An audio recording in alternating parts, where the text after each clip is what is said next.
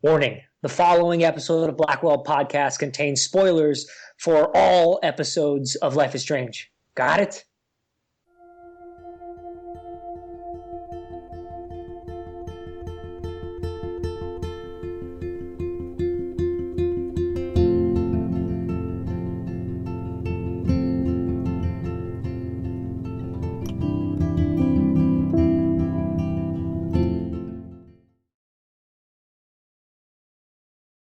Hey, and welcome to the Blackwell Podcast, where we love Life is Strange more than Nathan loves his whale sounds. I'm Jess, and as usual, I'm here with Jamie and Joey. And today we have the privilege of having Nik Shriner, who is the voice of Nathan Prescott, here with us today. Hi, Nick. Hello, Jess. Hello, How are everyone. you? I'm good. I'm just, as I mentioned before the interview started, I'm just getting over a cold, so a little hoarse, but I'm in it to win it. Happy to be on the show. Awesome. Well, we're glad to have you. Yeah. Mm-hmm. My pleasure.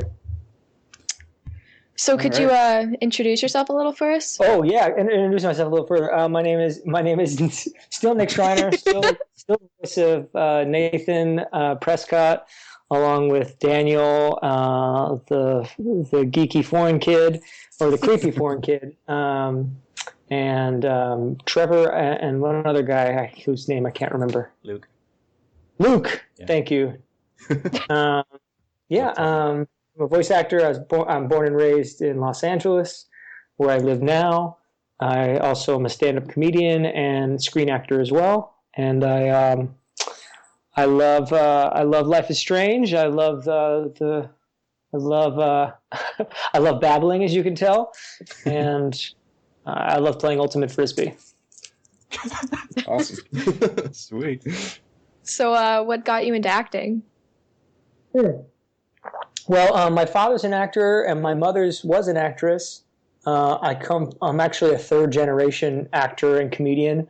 My my dad, who grew up in New York and in Florida, moved out here after his parents passed away. His dad did not want him to get into acting, or his twin brother, who's had a 30-some-odd-year career on General Hospital. For those of you who watch General Hospital, he plays Scotty Baldwin. He's got like the actor's dream. He's had 30-some-odd years playing one character. His whole career, one guy. Wow. So it's always been around me. I was a very adorable baby, if I do say so myself. And so did Huggies thought so as well. So I did some commercials with them and other little things. Growing up into 5 and 7 years old, and that's how I got my SAG card. So I've been in the Screen Actors Guild for almost 30 years, and which is a fun party trick whenever I'm out with a bunch of actors. And but my mom didn't want to raise a Hollywood baby or a Hollywood kid because she knows the success rate is very low. You look at people like Macaulay Culkin and Michael Jackson, and the list goes on of tragic, too much talent wasted too soon. Right. So her point of view was, if I want to do it later, I'll find it later, and that's what happened. It wasn't until the funny thing is I left Hollywood and went to go to film school in Australia when I was about 21, was that I started doing stand-up comedy on my own. And started doing some theater as well, and thought there's something to this. I really like doing this, and lo and behold, I've been doing it ever since. Awesome. That's really awesome to hear. I mean, yeah. Oh boy, sorry. Right. Well, you get me on a tangent, I'll just run. Yeah. Especially talking about myself, I can talk about myself all day. I think about myself. That's the one thing Nathan and I have in common. Self-absorbed. So, kind of going on from on-screen to actual voice acting, so how did you actually get involved with Life is Strange as a project? Well, I auditioned for it. I had been auditioning for a little while. I got really lucky when it came to the voiceover business of things. I had just gotten signed with this agency for commercial representation, but they're primarily a voiceover agent. They were just opening a new division, and they when I came to sign my contract, the animation agent, Sandy Schnarr, God love her, she said, "Have you tried voiceover yet?" And I said, "No, not yet." And she says, "Well, let's give you a shot." So they gave me about 5 or 6 pieces of copy. I came back with about 10 days later and recorded with their booth director, and they decided to sign me for 3 years, which was really exciting. And so we spent about 6 months just working at that. And what was funny, and that I'll never forget, the very first time I went into that booth to record this essentially audition material. Mm-hmm. It was as if a veil had been removed, because there was a microphone, which I was used to from doing stand-up comedy. There was a script, which I was used to from acting in plays and some TV and stuff. But there was nobody looking at me, because next to me outside of the booth was the engineer who's looking at the computer and the waves file. And so it was as if it was like a veil had been removed from me, and I was just, it definitely felt like a different outlet, and I liked it because I was performing, but no one was watching me. So it took some of that self-consciousness away, which I really enjoyed. And granted, I get to audition for things that I would normally never audition for. Like I'm too old to play Nathan in a show or a miniseries or something, but because it's animation, I was able to play him. Right. Yeah, that's really cool about, I guess, just the multi-talent of you actor types. What do you mean, you actor types? You are able to play and pull off like this 18-year-old kid. So, and I think that's part of the reason why they wanted me to work with the agency in the first place. It doesn't sound like I could sound very young right now. I sound like I got a bit of a fire in my throat. But I think that was part of the reason that they brought me, that she took a chance on me, a guy who had no experience in voiceover, and decided to bring me on, was because generally if I just bring my pitch up a little bit, or put the center of my voice like in my nose, or even further up here into my head, it sounds pretty genuinely younger, Right. Yeah. So you actually kind of hit on this already, but maybe we can dive into some of the finer nuances. What was acting behind a microphone like in comparison to acting behind a camera? Oh yeah, you're right. I did. I definitely. I don't have to shave for one thing. It's nice. I mean, what's nice is it's a different sort of preparation than it would be for acting. For an audition, for example. Well, for Life is Strange, I don't know. The only thing I knew going into it, and we can get into this more later if you want, is that I didn't have the script. All I had going into Life is Strange when we recorded the first episode was what I auditioned with. It's all so top secret and so hidden, and so like code names and all that crap, and which they have to take their precautions, but so there's no prep going in for the session. It's like I just got to show up with an instrument that is ready to be utilized, and I got to be able to be ready to yell and scream and talk and yell for 4 hours. So apart from that, there's no prep, which is really fun. As far as an audition goes, when I get a piece of copy, I will prepare it in a different way that I'll prepare a piece of copy for, say, a film role or a TV role. And if I'm prepping for a show, I'll really work on how it fits into me physically. And granted, some of that helps a lot with animation, especially if you get an idea of what the character looks like, especially when it gets a little more crazy, like when it's, something that's out of this world. How is this character stand? What's its mouth shaped like? What kind of teeth does it have? Especially when you get into alien things or animals.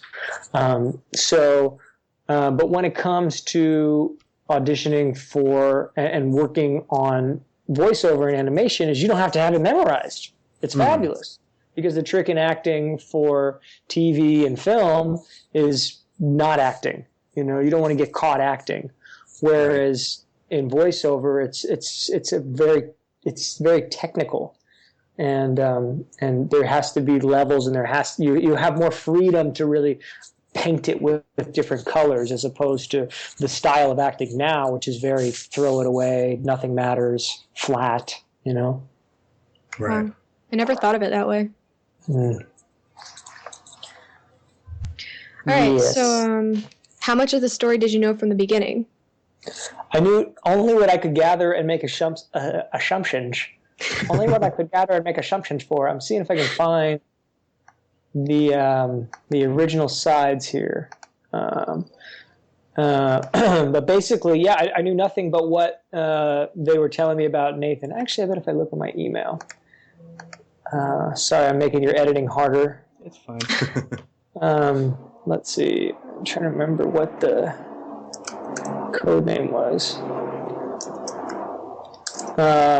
Yeah, so only what I could gather. When you get a piece of copy, I really look to make as many assumptions as I can, because even if the assumption is wrong, it becomes a choice. And having a good choice, or having a choice, is more likely to get me a job than not having a choice at all. Right. Avail Canadian. Yeah. So whatever. I can't find it.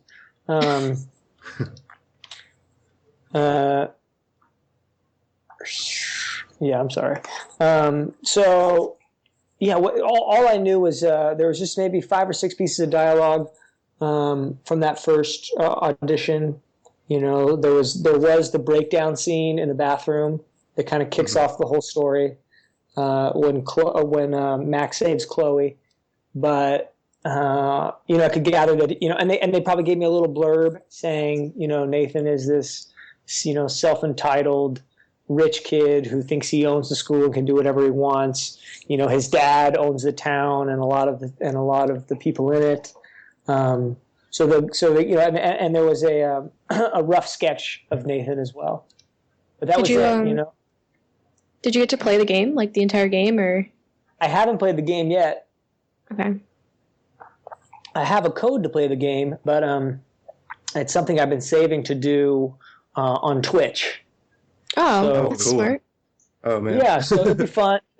I like to, as you can tell, I'm a bit of a trash talker and say the first thing that comes to my head. So I think it'd be fun to play it and let some of the fans or people who have an interest seeing my first impression of the game I hear so much about. People they'll go crazy for that. They'll love that. Mm-hmm. I would definitely watch that. Same.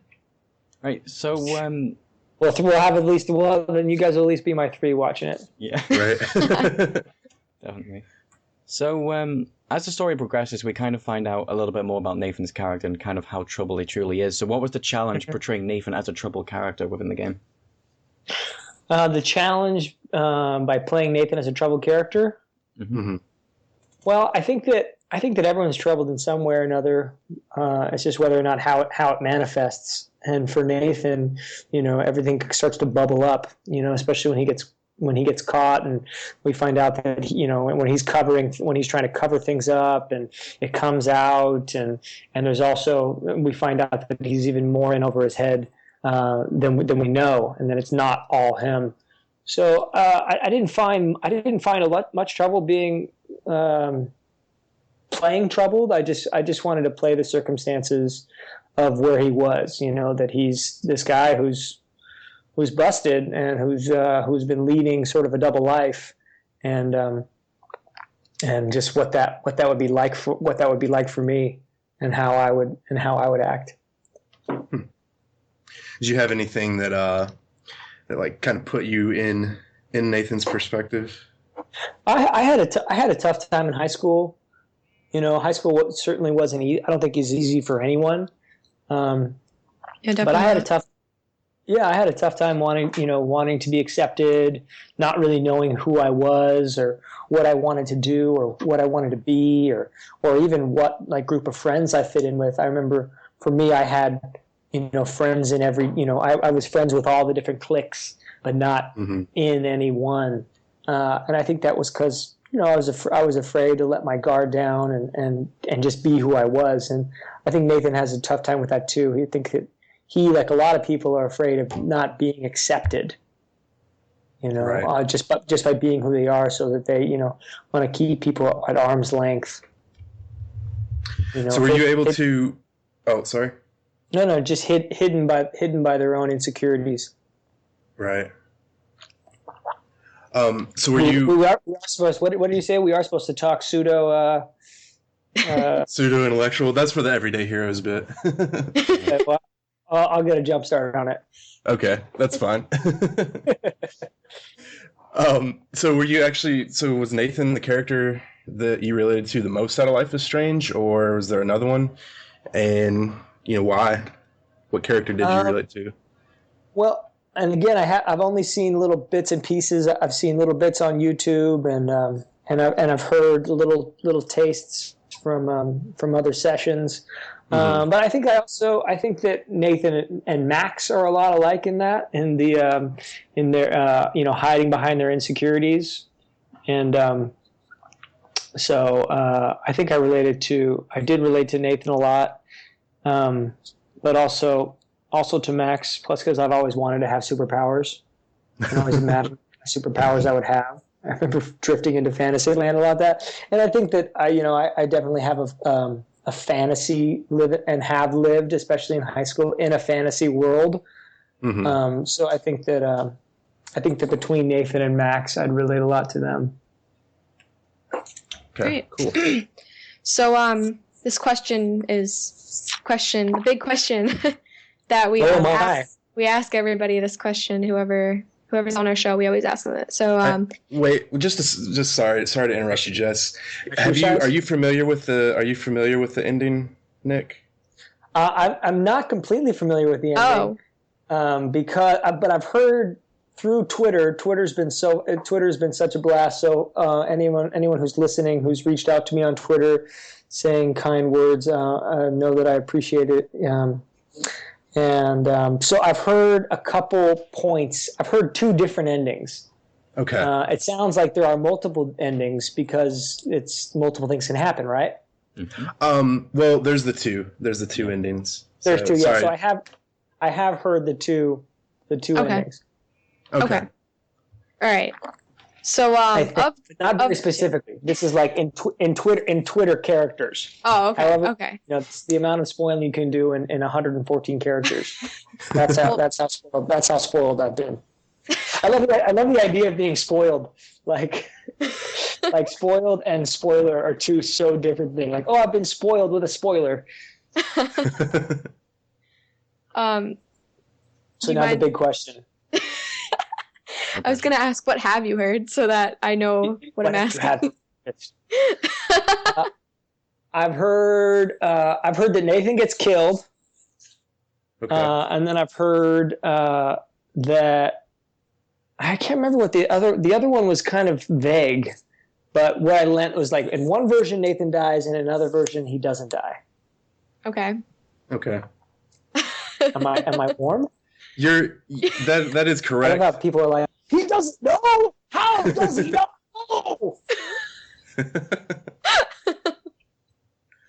Should we just skip this question? But maybe do a follow-up question. We'll get back after you beat the game. We'll ask you the big question. Yeah. Fun now. You say after I beat the game? Is there beating Life is? Or there's just no, it beats you. It beats you into submission. Yeah, it beats you. Oh my god! After you're beaten by the game. Right. The voicemail. Everyone told me about the voicemail. Yeah. Oh god. That's funny. So we'll let this question float along as the elephant. Now this is the fifth person in the conversation. Beat my elephant. He's the one. All right. Go ahead, Jamie. All right. So basically, you've talked about you going into the booth and recording it. But what was your overall experience on working with the game, as in like the different fan interactions that you've had? as well as, Well, working on the game and the fan interactions were very separate. I think I maybe joined Twitter around the second or third episode, just because I kept getting like these little pokes from different areas of like this online world and what people were getting out of it. So, recording the game, being part of the game was a blast. Everything was very secretive. Everyone was really excited about it. And especially when the first episode came out and it was such a hit, it was all very thrilling. Then to find out that there's this whole online live happening community was really excited. It was really fun to get involved with and to answer questions. And it was my first experience of really having some notoriety around any type of work from people who I didn't know. Right. People who I didn't have an experience with. It's one thing to do a show or be in a play and then meet the audience afterwards, but to have something like extend all over the world like this and that people connected to in such a real kinesthetic way was really new to me and very novel. And it seems you get. I follow you on Twitter and just watching you interact with your fans and all that. It seems like you get a fairly large amount of interaction too. So that's pretty cool. It's super fun.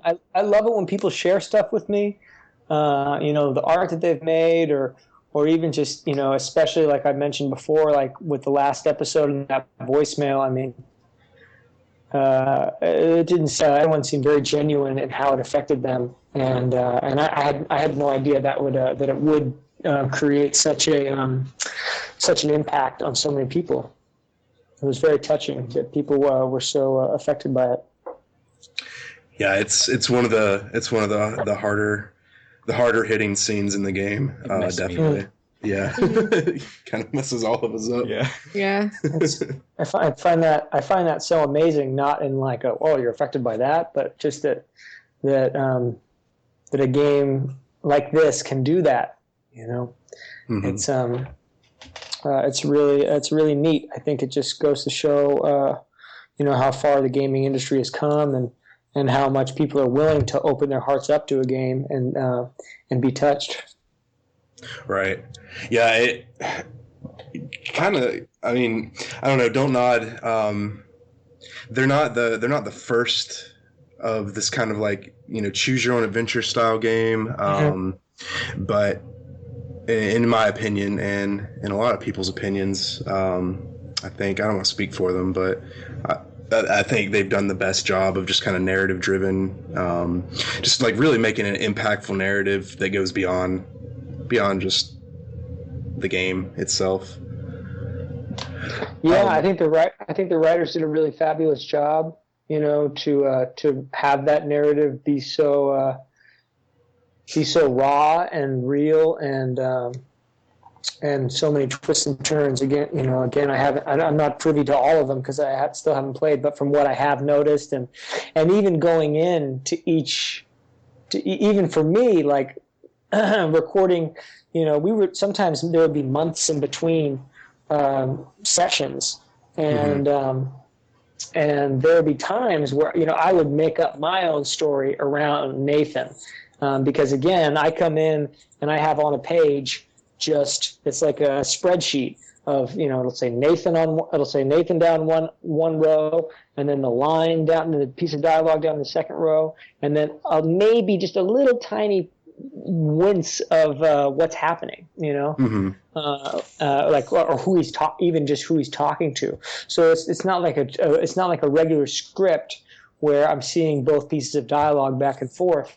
It's just my line after my line. So I'm building the whole Life is Strange story around what I know is happening with Nathan, and so each time I would go in, I was excited to see what are we going to record today, what's going to happen in Nathan's world in Arcadia Bay. That's really, really cool. And there's a name for that actually. It's called headcanon. So like, Headcanon? yeah, so it's like the canon of a story, and then there's It's like how someone perceives a story to be as well. Right. Okay. Headcanon sounds like a Halloween mask. So what was your favorite line that you did out of any of your characters, be it Daniel or Nathan or? I think it would definitely have to be the little series from the first or second episode with Daniel.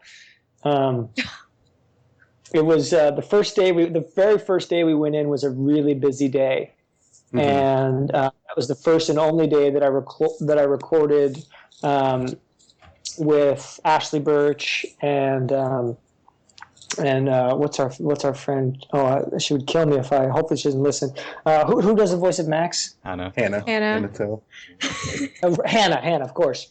So it was the first time that I was and only time I recorded with Ashley and Hannah, and so there was just a lot going on, and right after we did that, because we recorded that first kind of pivotal crazy scene with the gun and all that, we recorded that together, and then after that, after kind of the whole, and even Phil Bach, our sessions director, he even said to me, he says, we'll be like from the other side of the glass, we'll be best friends later. Now we just got to record it. I'm just like, all right, here we go.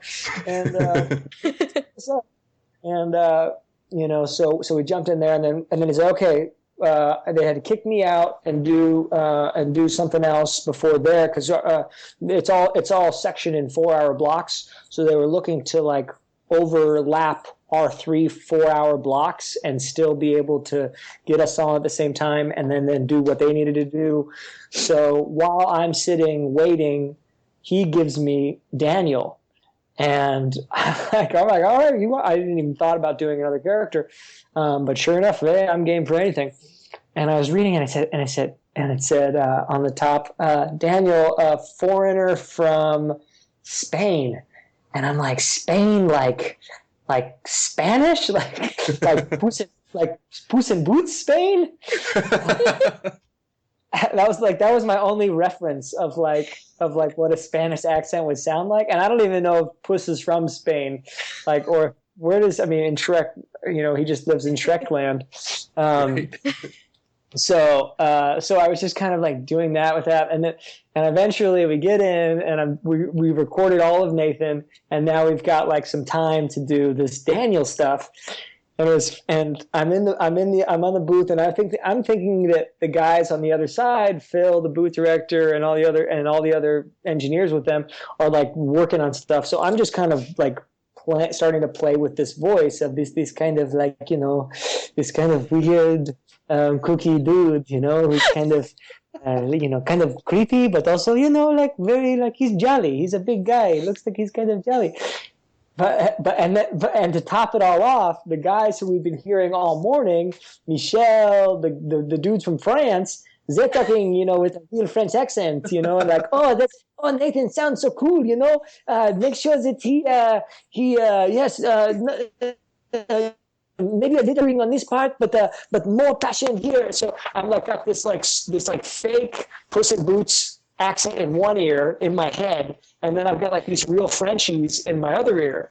So I'm just trying to get it out, and I'm just kind of talking, trying to hear how Daniel would talk if he was me, and that's when I realized that Phil, the booth director, or the session director, was hearing everything that I was doing, and he's cracking up, and he says, "That's exactly it." He says, "Just give me that." And so I think to the long-winded answer of your question of what is my favorite line would be, do you mind if I sketch you? Because I would crack up. We would all just lose it every time between every one of those lines, because it was just so goofy, and it was just such a relief after a stressful long day to finish with this kind of questionable character. Do you mind if I sketch? Do you mind mind, as soon as I get out of jail, do you want to go on a date? Does this count as sexual harassment? No, I checked it out.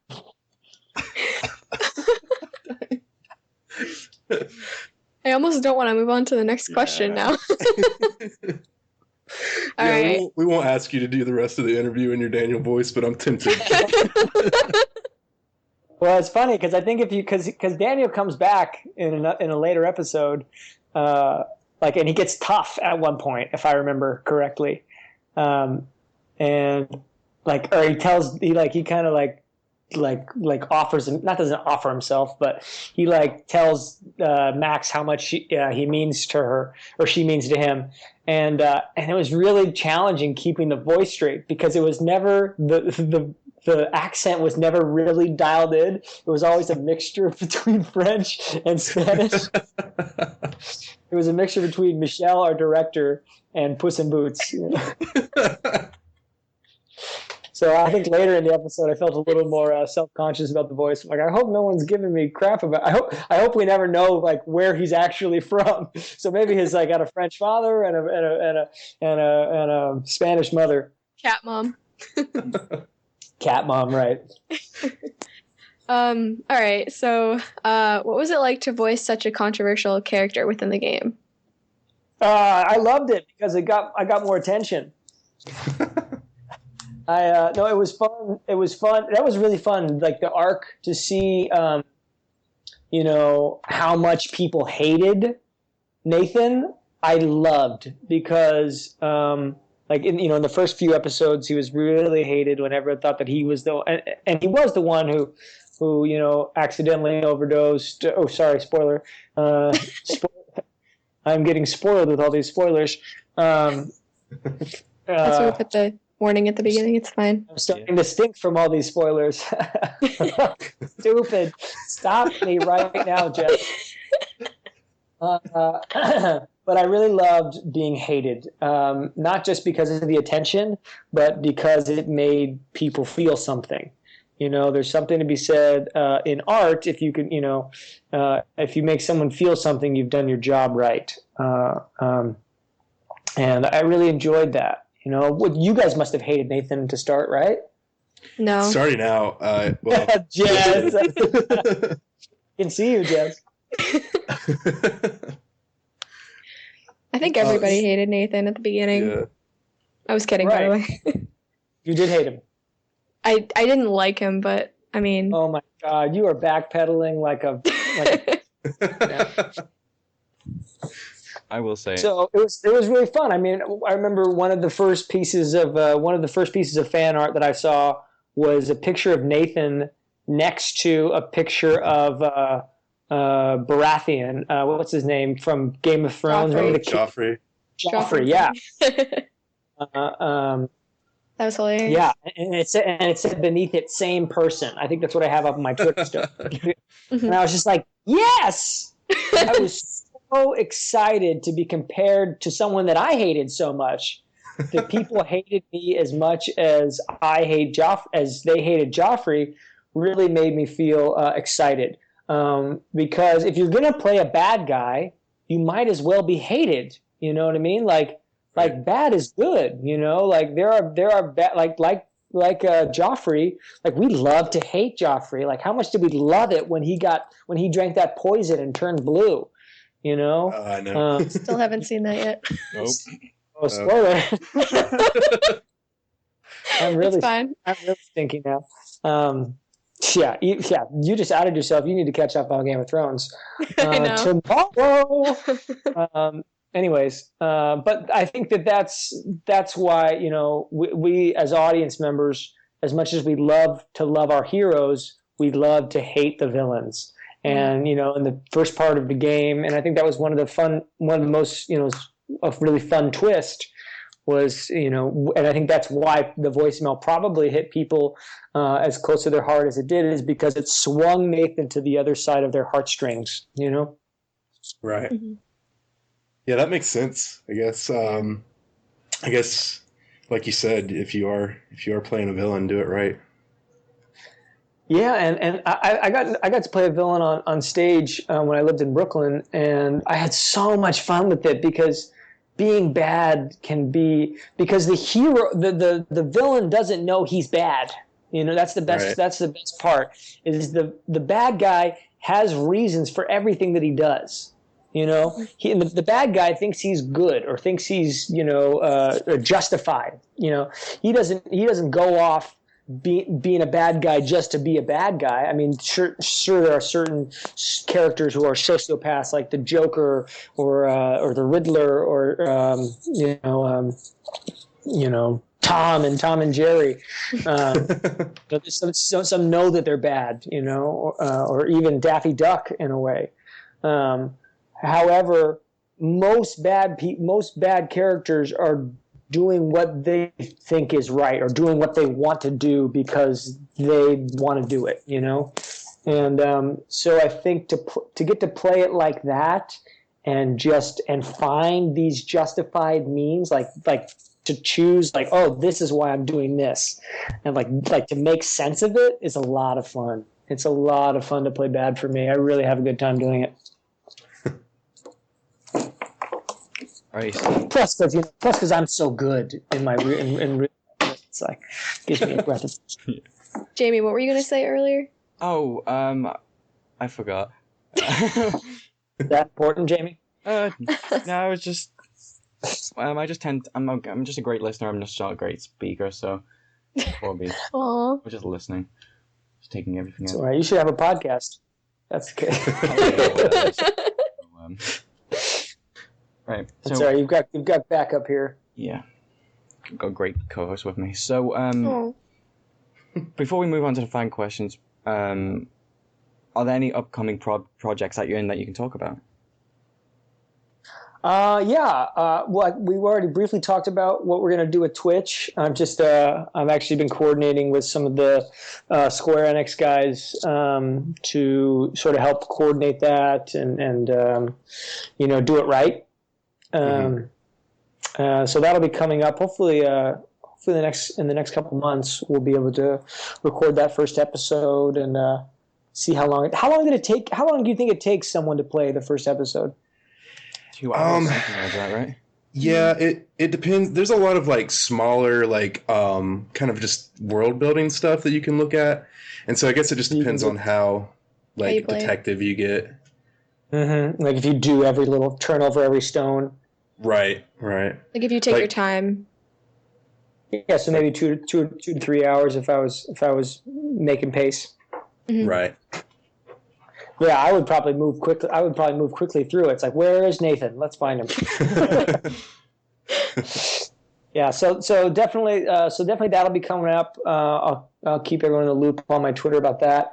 And then also for those who live in Los Angeles, we're doing a reading of an animated feature called The Horsemen it's called Horsewomen, and that'll be playing. We'll be doing that downtown LA on the 27th. So that's this coming Wednesday.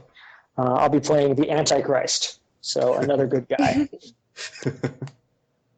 Great.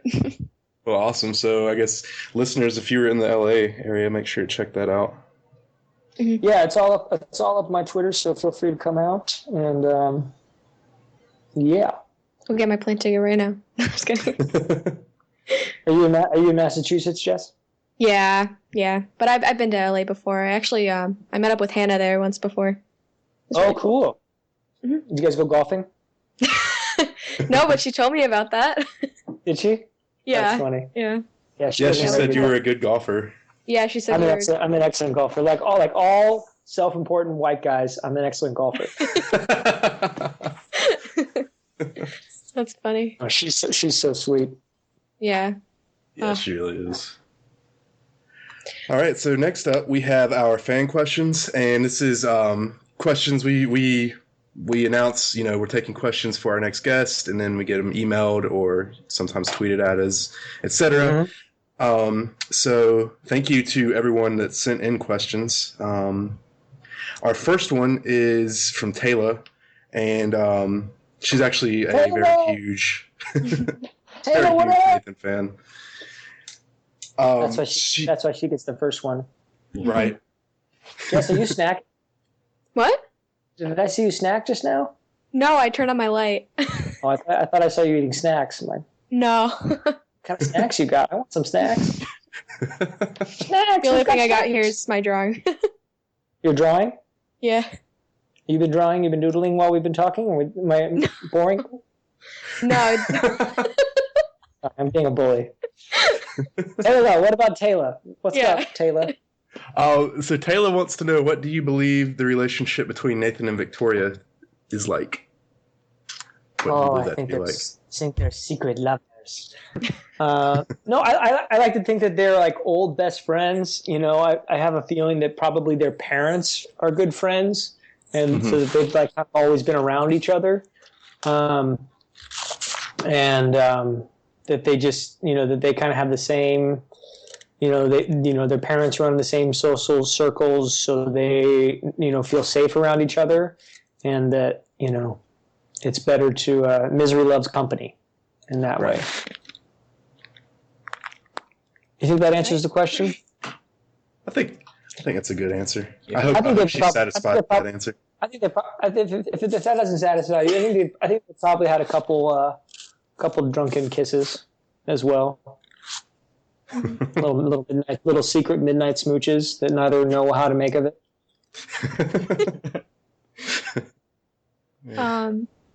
So Jan wants to know. At least I like to tell myself that. Nathan's got to have some game, right? He's got a cute girl who's a friend. Come on. They've thought about it. Maybe they tried to make it work, but then, you know, something wasn't right.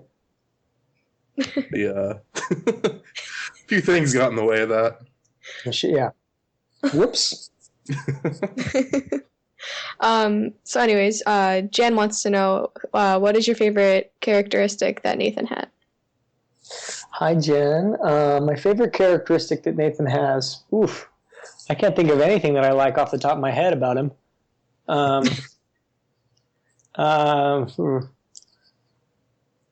like his hair a lot.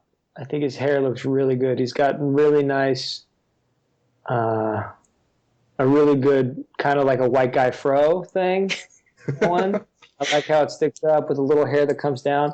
I've tried to model my haircut after Nathan. However, I will say that I think that they did a lot of modeling of me from him, or which way? How am I talking about this? I feel like they modeled him after me, because that first episode they had a big camera sitting right there, and he ended up being very different animated in the game than he was in the initial sketch. And I think they did pull some of that for me, and his haircut is kind of like what my haircut would look like if it was really good. So I'd say I admire Nathan's hair more than anything about him. All right. Thank you, Jen. Okay, so we kind of touched on this earlier on, but Soviet would like to know, if you had total control over Nathan's story arc, is there anything that you would like to happen? Is this? Did you say Sylvia? Soviet.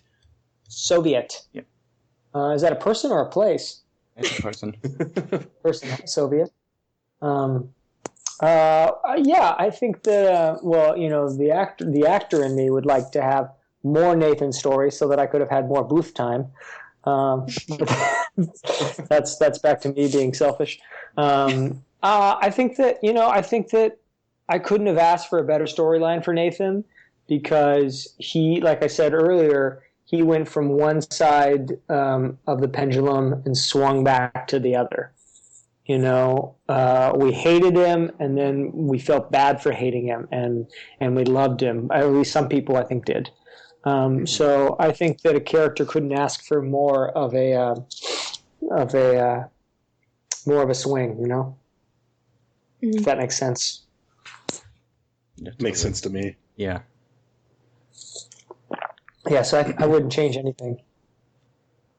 So our next question is from Talha. I'm going to say Talha. How's it spelled? Talha.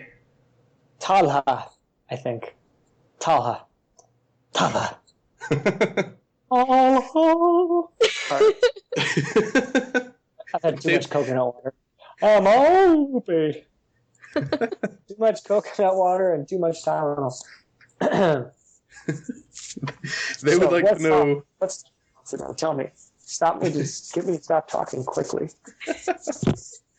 They would like to know what it was like for you for recording the voicemail scene. The voicemail scene. Good question.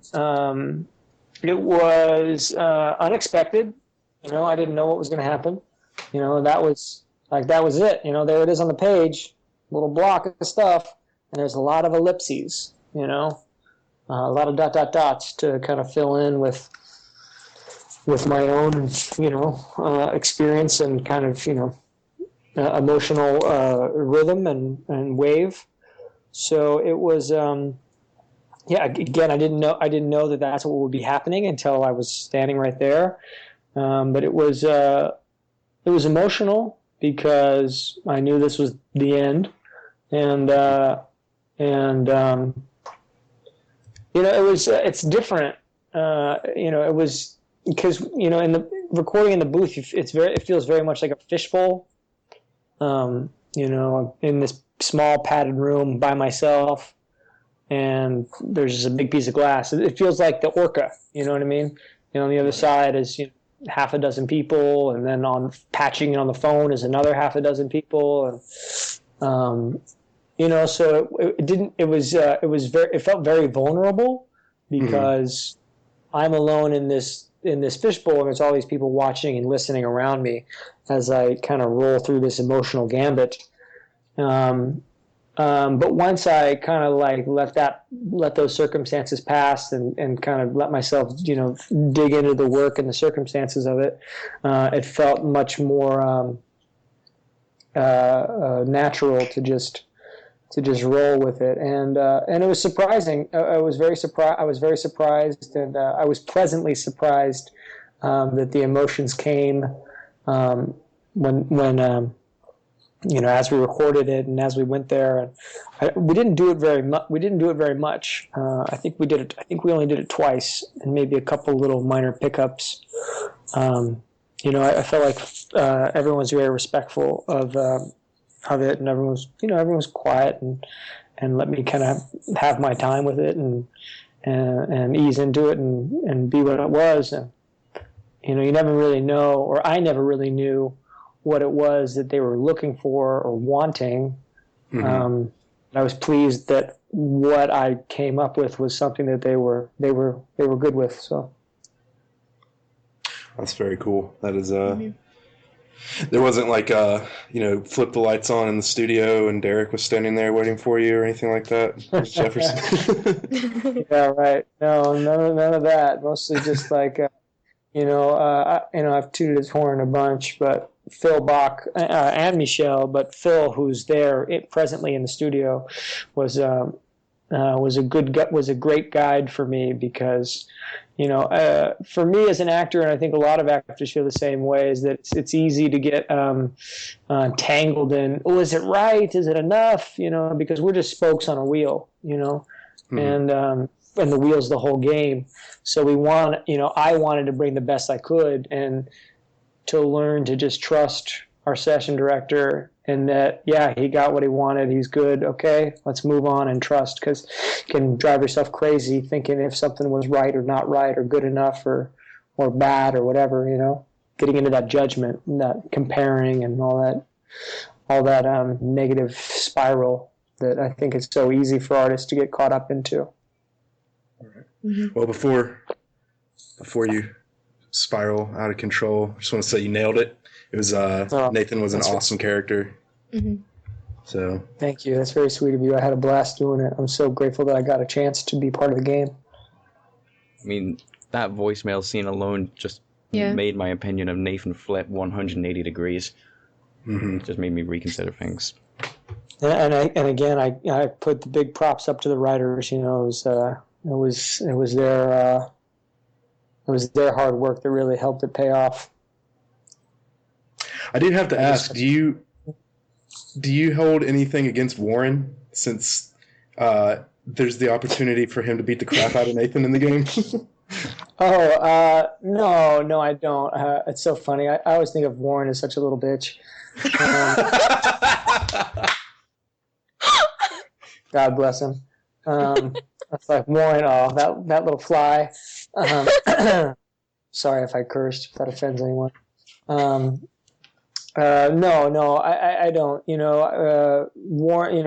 I got Warren early on, and Warren got me later, or Warren got Nathan earlier. I'm using my tenses all over the place, but Nathan got what he had coming to him.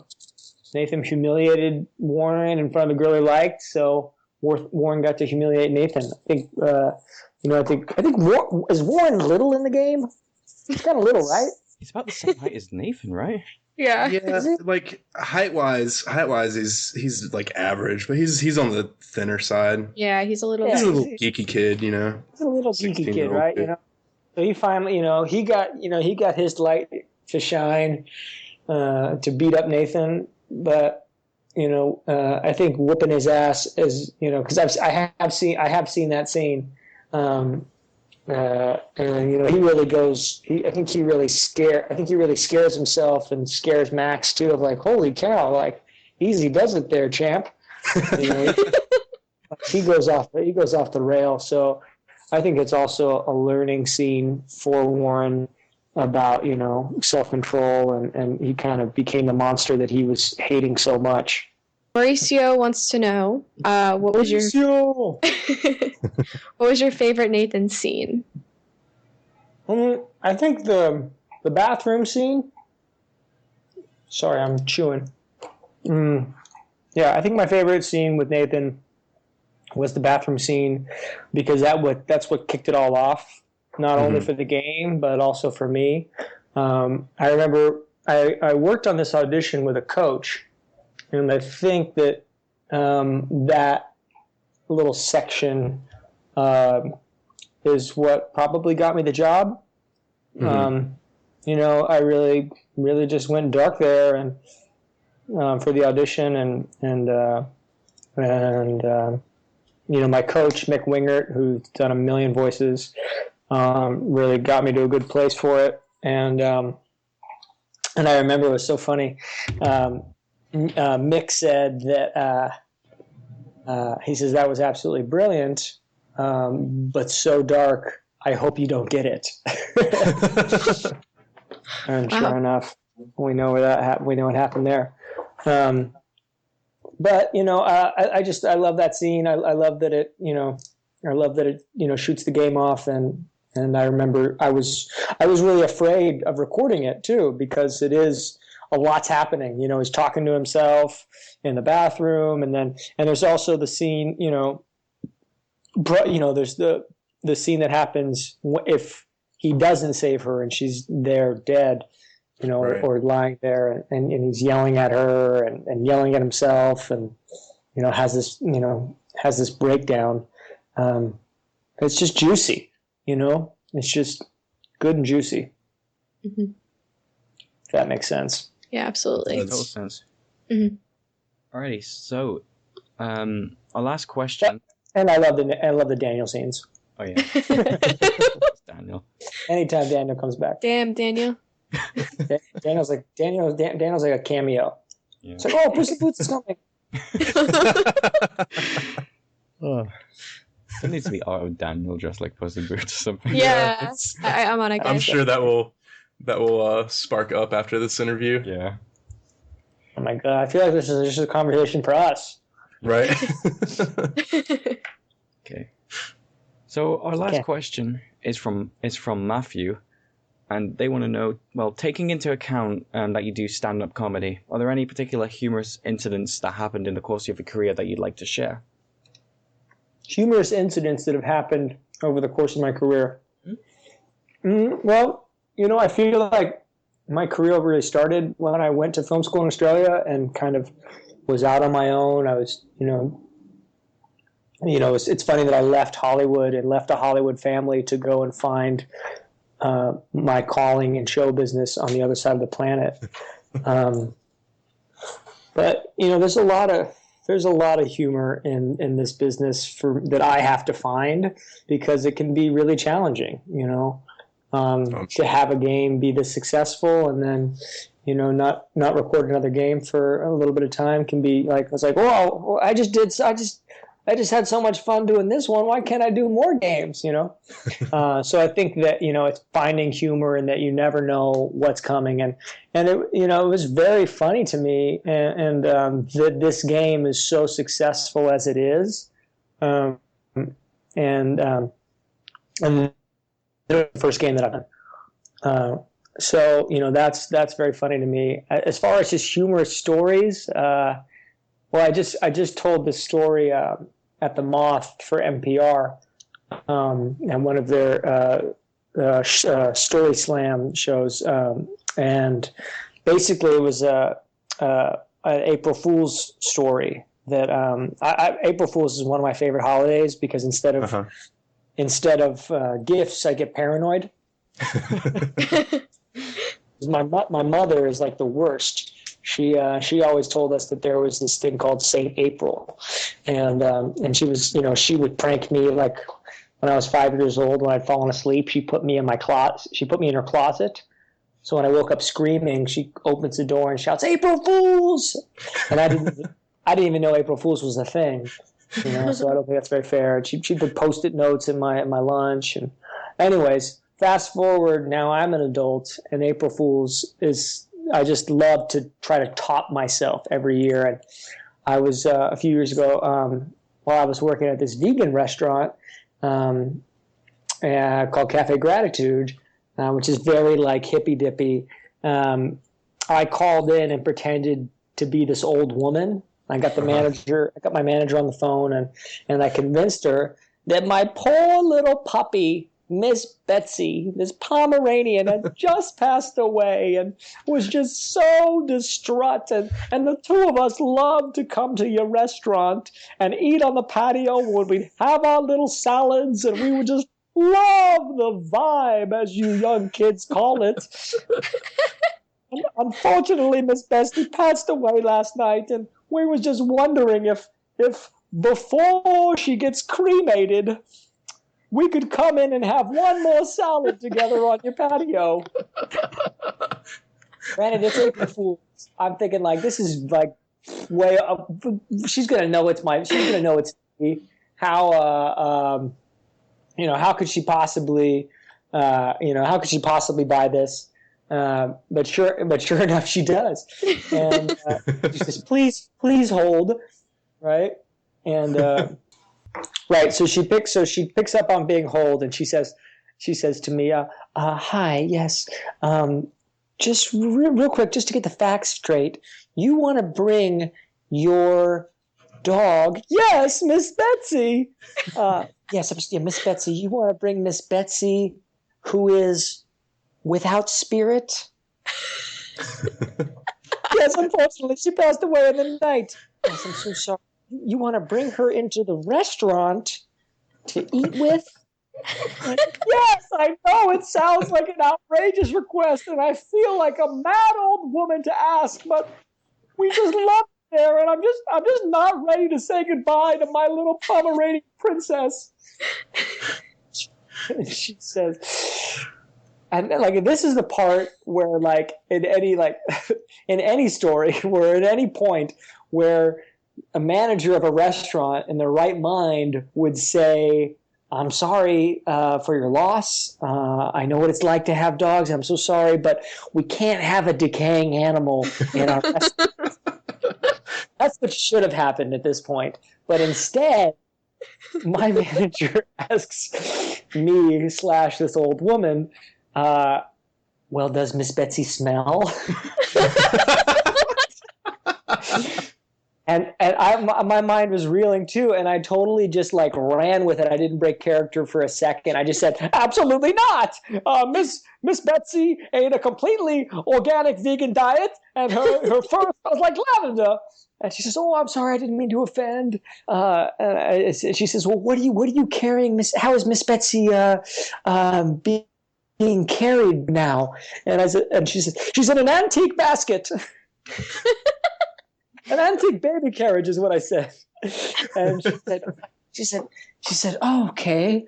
Well, I I think that I can arrange a private table for you and Miss Betsy on the patio. And I couldn't believe it. My mind was in shock that this woman was going to let me bring a dead dog to the restaurant to eat with. And I totally froze. And I said, okay, well, I started backpedaling. I don't even know if I have the wits about me to drive. So thank you. I'll let you know. Bye. And hung up the phone. And I'm panting, right? So, I didn't know what to do. So I called my mother, who's like, the wayfarer of St. April, and she's howling. I'm telling her everything that happened. She's absolutely dying of laughter. And she says, I've got two options. One, I could call them back and tell them that was me and happy April Fools.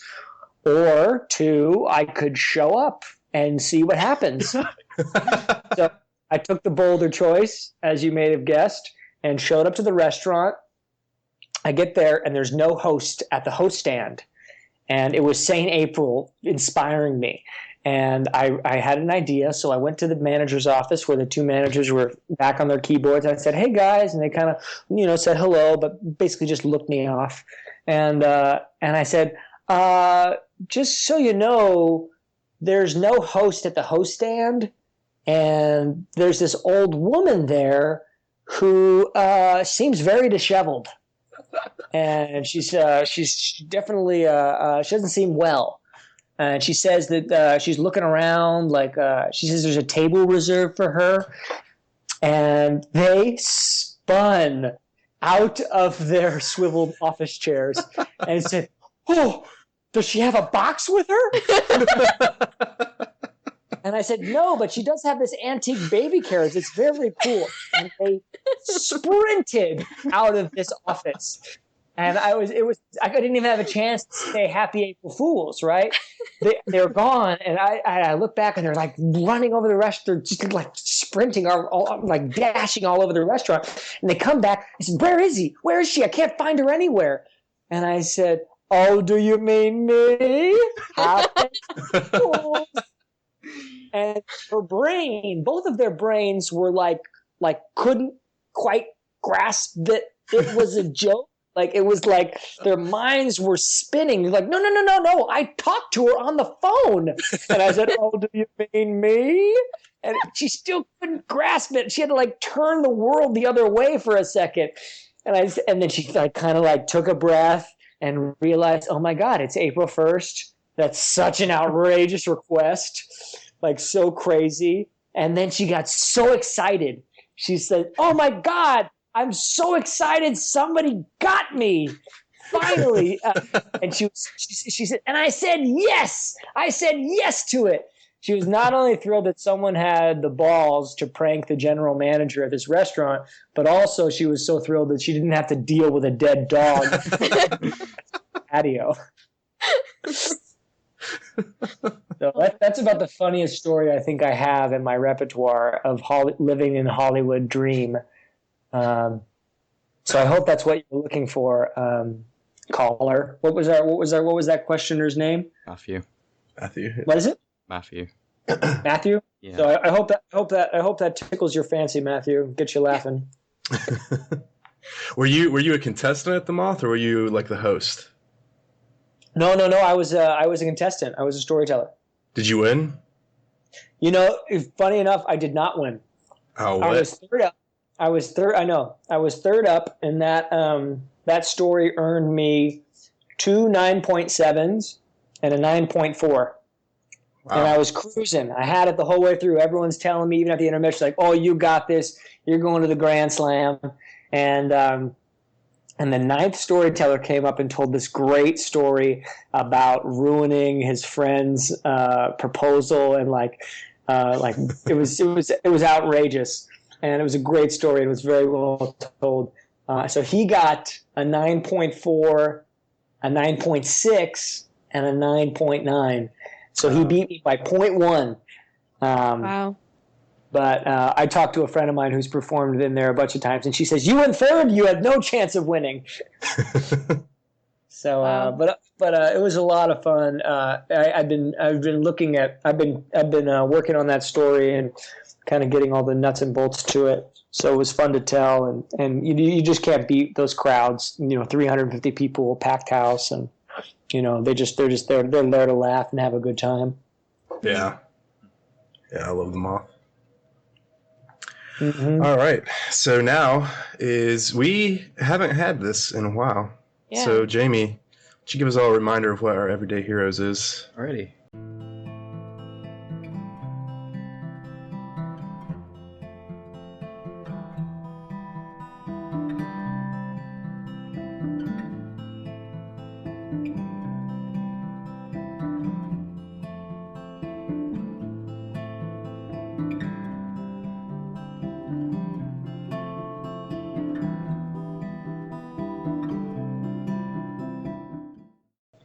Okay, to those who are unaware of what Everyday Heroes is, it's a segment that we have towards the end of the show where we appreciate the community, whether it be showcasing their fan art, their cosplays, anything. We'll just show it because we just love how talented this community is. Yeah, cosplays are awesome. Yeah, and the fan art is just unbelievable. Mm-hmm. So, Jess, would you like to start us off this week with your choice? Yeah, so my choice this week was called Nathan by Furious Spartan on Tumblr. And I chose this piece for multiple reasons. For one, I really love the position, how he's like off to the side. It's almost like someone's kind of taking his picture. And this would also most likely be his exact expression. Yeah. The colors, the dark, almost dull color kind of like symbolizes his personality in a way. And I also really love how he has a soda and a camera on the table with him. Mm-hmm. What about you guys? What do you think of it? All right. Yeah, I don't know. It definitely does capture the attitude very much of Nathan, especially when Nathan is out in public or, just being Nathan. So that is definitely like one thing. I really I like the kind of like, I don't know what you call, it's not like exactly watercolor, but I like the brush strokes, I guess, that are used in it. And I guess it's almost kind of like a self shading in a way, but I don't know. That aside, it also looks very much like the in-game art. Like it could be concept art by Edward. Mm-hmm. Yeah. Edward, that's one of the artists. That's one of the main artists from the game. Yeah. What's that? Edward. Who's Edward?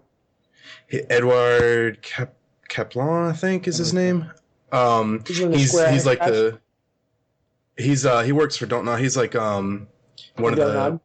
Yeah, he's one of the main concept artists and artists, does phenomenal work, which all the artists over at Don't Nod are phenomenal, but oh my god, they did so well, and it's so much work. Right? Yeah. I mean, yeah, going back to this piece, I mean, they did some really, really great jobs on the shading as well. Yeah, absolutely. Great expression on Nathan's face, like you mentioned, and just, yeah, they're just like a straight from the two well. Mm-hmm. Awesome. Mm-hmm. Right, so should we move on to the next piece then? When do I get to talk about it? Sorry. Do you want me to? We would love to hear your opinions. Yeah. Your pseudo intellectual opine. Yeah. I want to play. Do you have the pieces in front of you? Yeah, I do. I just pulled them up. Okay. So we're looking at Furious Spartans. Yeah. Yes. Mm-hmm. I like this one a lot too. This must be in the diner, right? Mm-hmm. And I think the first thing I noticed was his wrists. Mm-hmm. When I first saw it, I thought that he was tied up. I know now that that's his jacket. Like that's the whatever that part of the jacket is called. But it looks at first glance, even when I kind of step back, it looks like he's tied up in rope. and I thought that was such an interesting symbol for Nathan as a whole. You know, he is very much a tied up guy, and I think he gets so in over his head, through the game that he is, his hands are tied. And a lot of what's happened and what he's got left to do. I think that as a piece, it's gorgeous. You know, it looks, it's really well done. The colors are beautiful. I love the depth of field that the camera and the can offer, and how he's kind of, it all fits very well with the window, and the lighting looks great. I mean, it's just a wonderful piece. And the eyes are very piercing. Mm-hmm. He's really looking at us, and he's got business on the agenda. Mm-hmm. All right, this is a tough scene. This is the scene where Max shows up in the clothes, right? And then Victoria's clothes, right? Or Rachel, I'm assuming so, because there's a couple different scenes, but I'm guessing that this is probably what that is. Mm-hmm. Awesome, yeah, really good job, Furious Spartan. Alrighty, so my choice this week is by Without a Fuss on DeviantArt, and this piece is called Killer Whale. Artboy, it's like, where to start with this piece? I mean, it's just spectacular to look at. I mean, yeah. Where to start? I mean, ever since we found out that Nathan kind of listens to soothing whale sounds, and they must have jumped on that opportunity to draw Nathan in an aquarium, just watching the whales exhibit or whatever it's called. And yeah, I really love this piece so much, because I think it's mainly because of the blue aura of the entire piece. It's kind of somewhat soothing to actually look at. Right, it feels, it feels like it's actually in an aquarium, because you go into the larger things, they'll have dim lighting on the viewer side of the tank, and then you have the light coming through the water and all that, and just the particles in the water is absolutely amazing touch. We actually had this, when I saw this, or one of us saw it, we were looking at it, we used some of their art. We had our episode 10 was all fan art and cosplays and stuff, and I remember thinking, holy crap, we got to get, I hope we can land an interview with Nik, because I want I want this piece to be used in that thing. This is something that he needs to see, and but yeah, it's also one of the only times that you'll ever see Nathan kind of in a serene place, which is, I'm assuming he's listening to whale songs. That would be the only thing that would make sense in the context.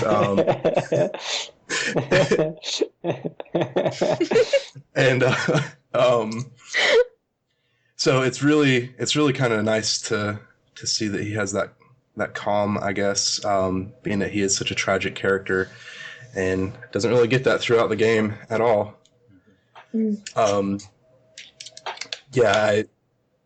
I could go on for ages about this stuff. Yeah, I mean, the first thing I thought of when I saw this was Hollow Glow. Almost. Oh yeah. Yeah. What's that? It's Hannah's song. Yeah. Hannah Tell's first single. Oh, her music song. Yeah. Yeah. Oh, nice. But just the glow that comes off of in the background was really really beautiful, and I mean everything in this.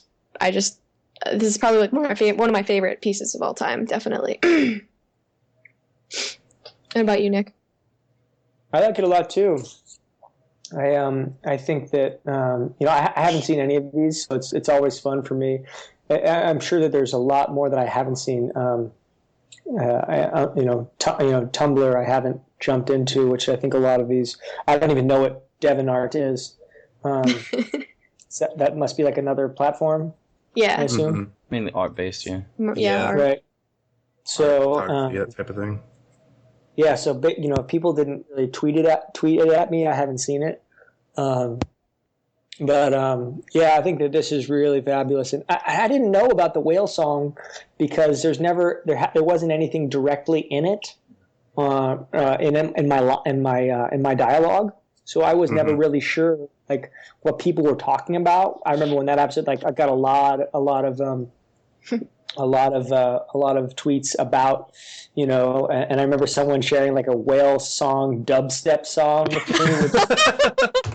Yeah, it was actually really catchy. I remember listening to it like, I want to dance. Like Dory, something like from Finding Nemo. Yeah, no, it was much darker than that. It was much darker than Finding Nemo. It's like, they say dubstep is the light at the end of in a very dark room.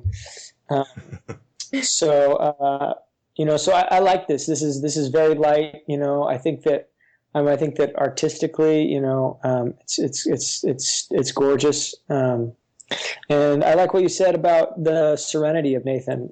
He's definitely in his element. Zooming in, it looks like I can see that his knuckles are bloody, which I think kind of lends to what's just happened.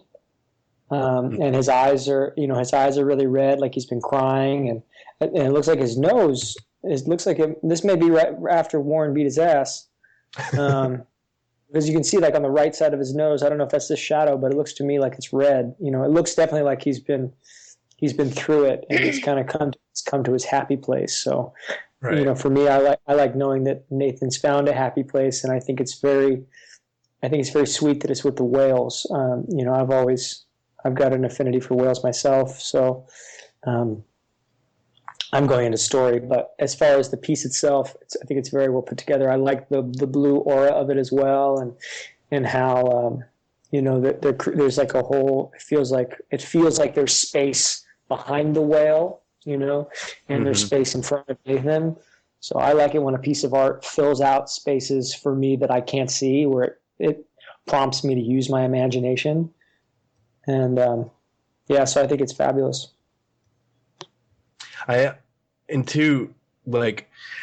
This is one of, Without a Fuss, we used a Chloe piece that they made, which is phenomenal. But this Nathan is probably in my top 5, like, of all-time favorite fan art I've seen from Life is Strange.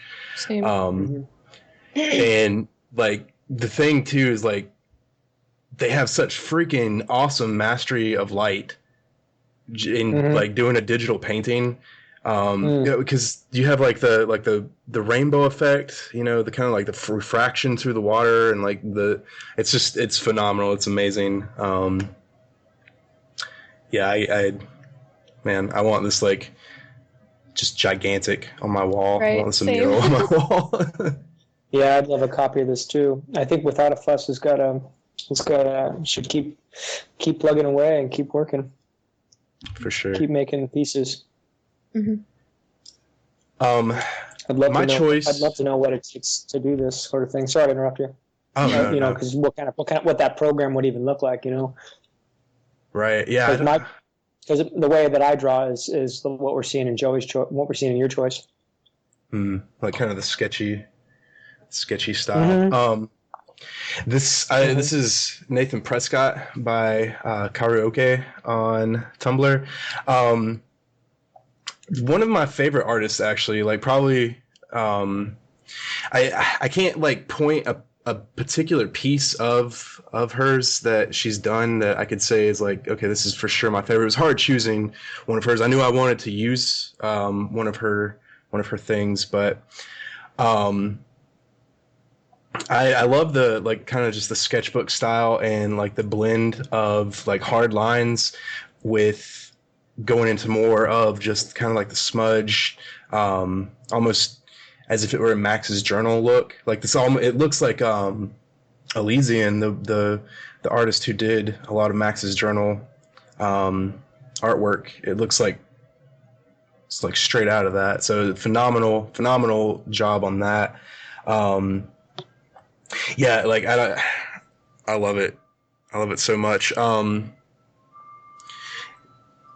I don't know, like I'm a big fan of like monochrome stuff too, which I like colors, but I like monochrome stuff quite a bit, and so yeah, I was super excited to use this.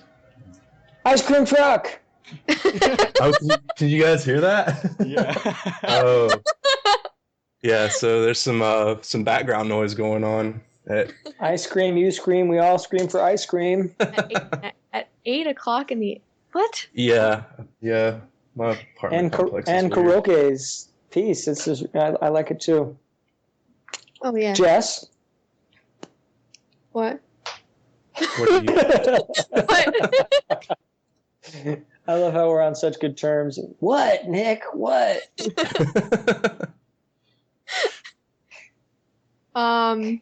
Is it my turn? Yeah, what do you think? That's what he was saying, Jesse. I thought you were just like calling my name, like, what did I do now? What did I do? What did I do? Take your bed. Yeah. That's what you didn't do. I like your dog. You like my what? Your dog. The picture of your dog. Oh, that's not. I don't know what. I don't remember whose dog that is. I haven't used Skype in so long. I don't remember. Oh, that's a dog a picture of a dog I took when I lived in New York. I did a dog photo project where I just took a picture of as many dogs as I could, as close as I could, with them looking at the camera. Aww. Oh, cool. Okay. Anyways, sorry, I got distracted.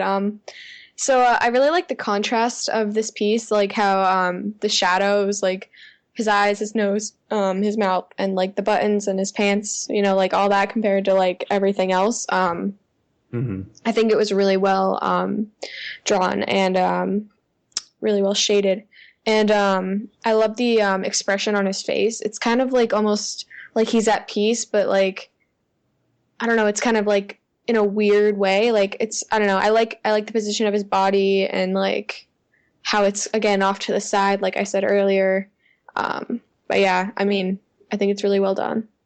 What about you, Jamie? Ooh, I'm kind of getting like a reminiscent. So outside of like a Blackwell Academy, there's like photos that Jefferson have taken, which are in black and white. Yeah. And it feels really reminiscent of like that kind of style. Yeah.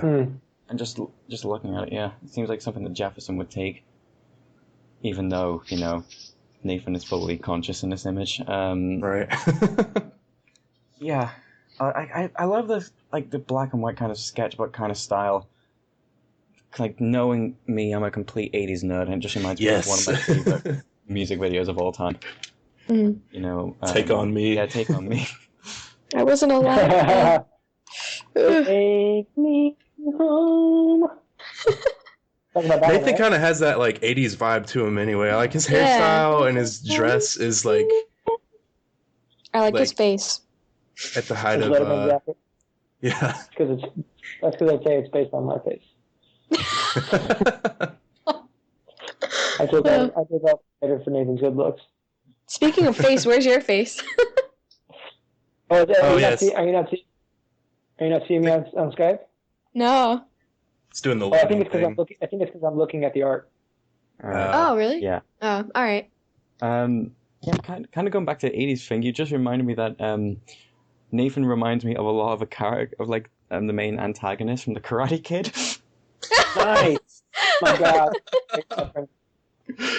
Oh man, I want.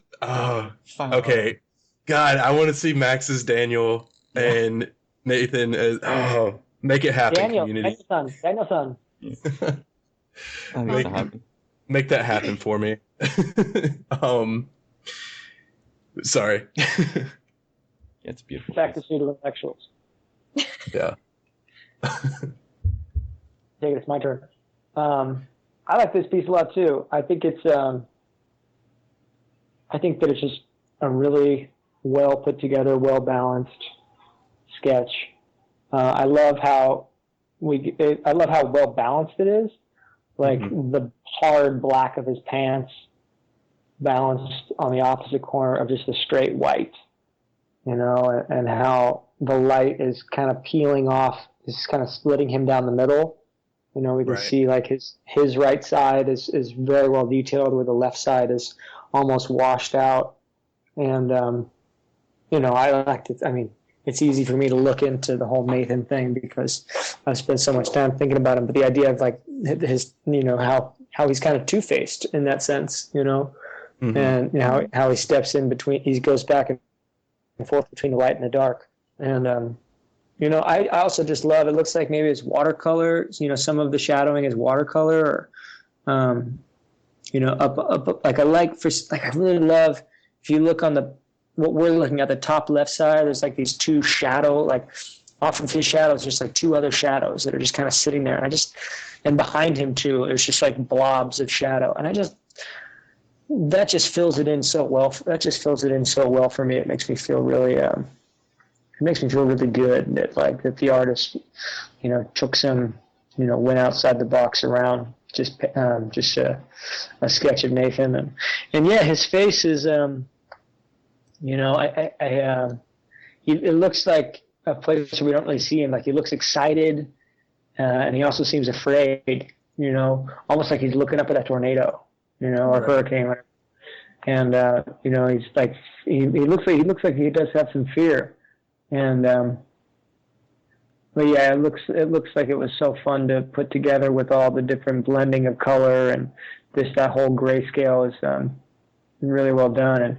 And his chin, he looks good there. He looks good and sharp. Yeah, it's a good looking Nathan. She has quite a few like Nathan is like one of her favorite characters. Speaking with her about when I was asking for permission to use this. Good job, by the way. Oh yeah. So yeah, we always make sure we have permission from artists to use their work.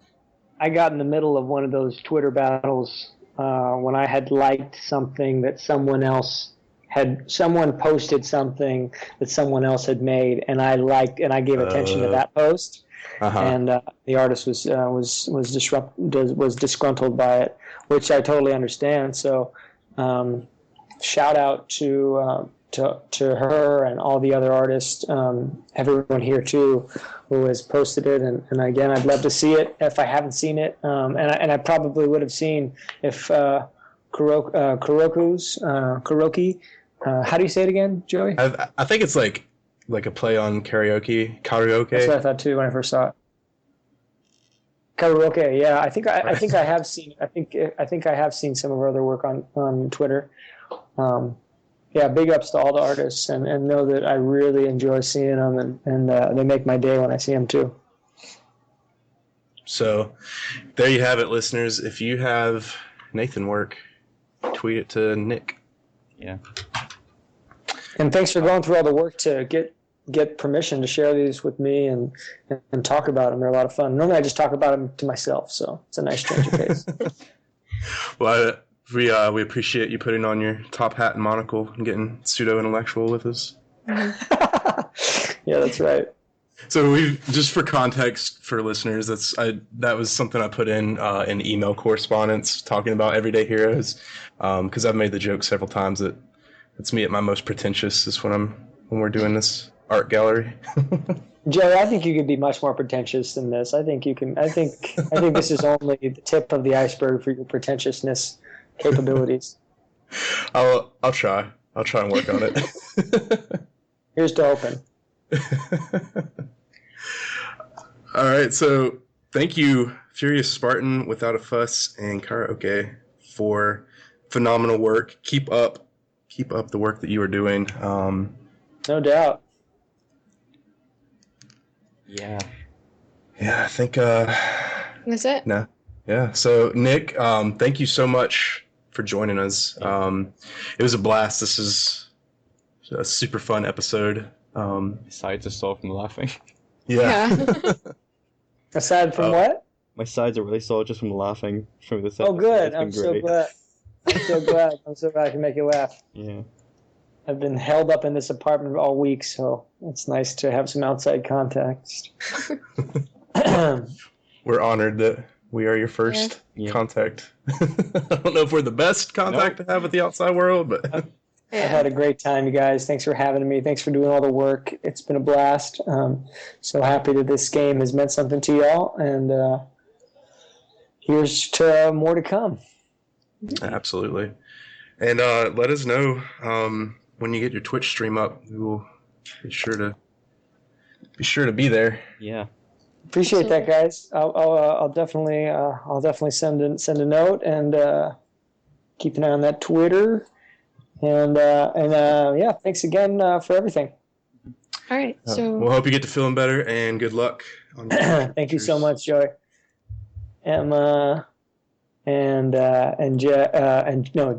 Jess and Joey and Jamie. Thanks so much, guys. 3 J's. Yeah. 3 J's. All right, guys. Be well. All right. See you, Nick. See you, Nick. Bye-bye. All right. So we have a couple announcements after this wonderful, wonderful interview with Nick. It was a lot of fun. Our first announcement is our site that we are now partnered with, that we have moved into, is having a competition coming up, and you will be winning, if you win, official merchandise from Insert Coin. There are t-shirts, and there's of course, Blackwell Academy hoodie to be won. So if you want more information about it, stay tuned. Join the site if you haven't already. Great community there. It'll really be on fun. the Life is Strange official channels right within the week as well. Right. So it's a more or less like official-ish competition. Really cool. So keep your eyes open for that. And then also Arcadia Bay Fans is the Twitter for the website. So, and you can find that through Blackwell Podcast as well. So yeah, keep your eyes open for that. And we have one more announcement. Yeah. So, speaking of Life is Strange fans, there is a moderator on that site, Nate, who is he's well known on the site. Safe to say, right? Yeah. Who has started a GoFundMe page for his son to get a service dog, because April is it is April, right? Yeah. Sorry, I've been out of it recently. Is Autism Awareness Month? Mm-hmm. Well, not Autism Awareness, Autism Acceptance. I apologize. I can't read my handwriting. Yeah, and Nate's son is nonverbal. And they're basically raising the money for the service dog to calm him down, and because apparently his son's a flight risk. Mm-hmm. So basically, we're gonna put the GoFundMe page in the description below. Please show as much support as you can. It's a great cause, and we just wanted to show how great this community can be, because within how many days? About almost 2 weeks now, they raised about $1,000, which is crazy. Yeah. And yeah, Nate personally wants to thank everybody who's donated already, and to anyone who will donate in the future.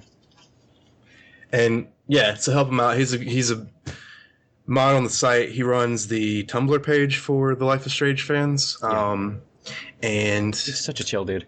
Yeah, he's a friend of the podcast, and we love him. Yeah. So help him out if you can. Show your support. Show your support. Cause. And with that being said, that is the end of this week's episode, and it's good to be back after taking that week off. Yeah. It is. It is very good to be back. Yeah, so we'll see everybody next week. We have no idea what we're going to be doing, because since we've had so many guests over the past month and a half, and so we ran out of ideas, so we'll come back with something new. It's probably going to get better. Yeah, we probably going to do like Blackwell students. Something like that, yeah. Something, kind of how we did Vortex Club. We're just going to break it down, right, student style. So some of your minor characters that you like, maybe we'll touch on it. If that's what we do, we'll let you know. We'll let you know when we do it. Yeah. Well. But as always, thank you so much for your support of the show, for listening to us. If this is your first episode with us, thanks for hanging out. Make sure to do all that YouTube jazz, or if you're listening to our audio version, all that SoundCloud jazz or iTunes jazz. Give us good ratings. I don't know what it means. I don't know what good ratings do, but it looks good. It makes us feel good, so do it. If you like us. If you like us. Comment, subscribe, like. That's what you do on YouTube. Yeah. We love you. Thank you so much. Yeah, and yeah, And to those who've just found out, and even those been from us from the beginning, because we've been doing this for about 8 months now. It's crazy. We just thank everybody. We love you all. So yeah, we'll see everybody next week. Right. Bye everyone. Bye. Bye.